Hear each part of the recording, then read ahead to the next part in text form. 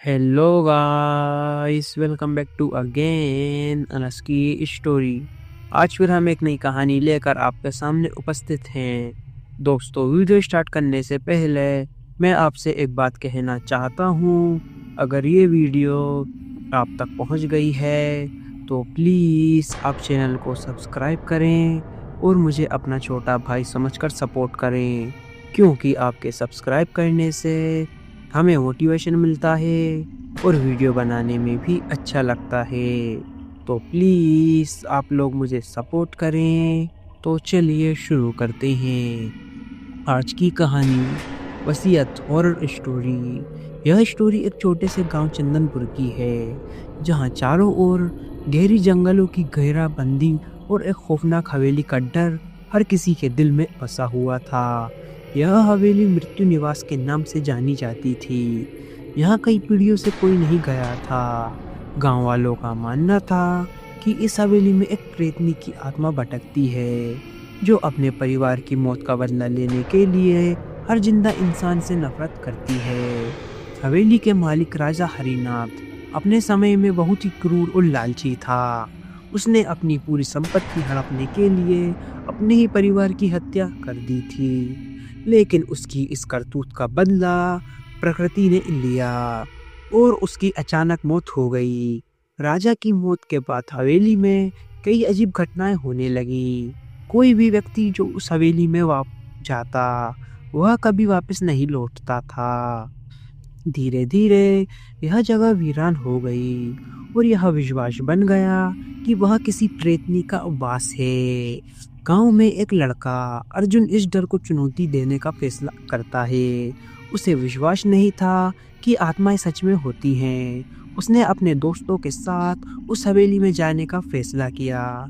जब अर्जुन और उसके दोस्त हवेली के पास पहुंचे तो वहां की वीरानगी और सन्नाटे ने ही उन्हें अंदर से हिला दिया।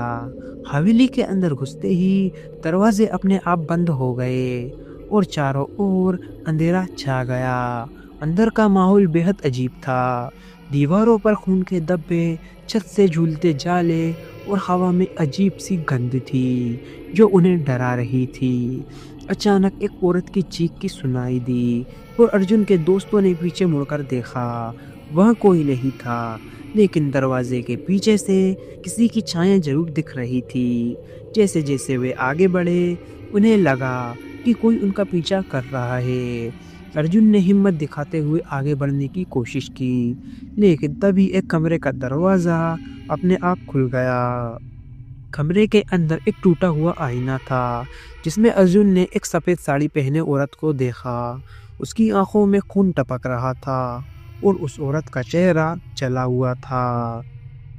औरत ने अर्जुन को चेतावनी दी, जो भी यहाँ आता है उसकी मौत तय है। तुमने इस श्रापित हवेली में कदम रखकर अपनी जिंदगी खत्म कर ली।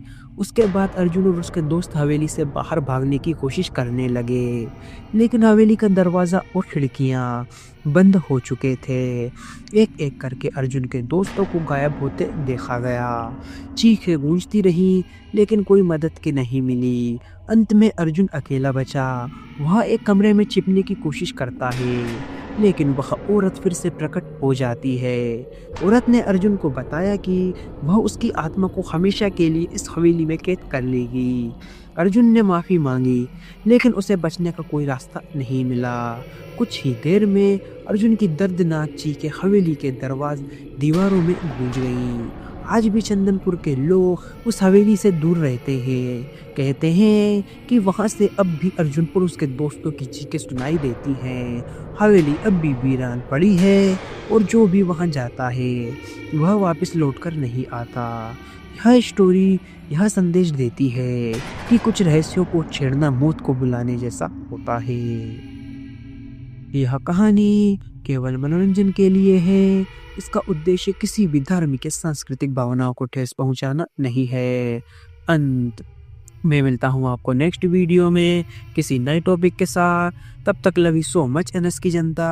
अगर आप लोगों के पास भी कोई डरावनी या हॉरर स्टोरी है तो आप हमें इंस्टाग्राम पर डीएम करें। जय हिंद, जय Bharat.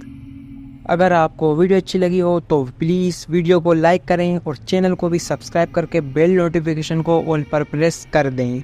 Thanks for your watching.